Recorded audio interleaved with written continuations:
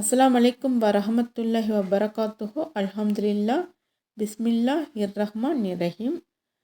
இன்னைக்கான பதிவில் இன்னைக்கு சபே பராத்து. இன்னைக்கு இந்த அமல்களை எல்லாம் செய்வது சிறப்பு. இன்னைக்கு மஹ்ரிப்க்கு 3 யாசின் ஓதிக்கொள்ளுங்கள். அதுக்கப்புறம் இஸ்திகஃபார் அதிகமாக செய்து கொள்ளுங்கள். அதுக்கப்புறம் திக்ருகள் அதிகமாக ஓதிக்கொள்ளுங்கள். அதுக்கப்புறம் துவா செய்து கொள்ளுங்கள். அதுக்கப்புறம் குர்ஆன் ஓதிக்கொள்ளுங்கள். அதுக்கப்புறம் நஃபில் தொழுகை அதிகமாக தொழுது கொள்ளுங்கள்.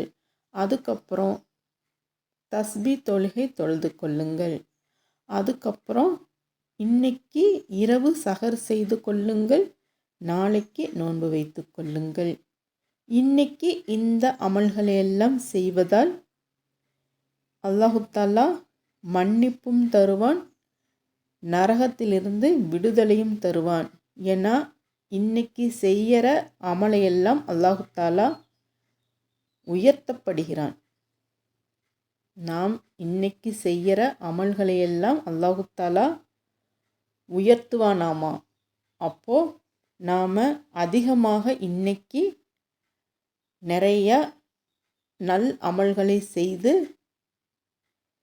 அல்லாஹு தஆலாவிடத்திலிருந்து மன்னிப்பும் நரகத்திலிருந்தும் விடுதலையும் நாம் பெறணும்.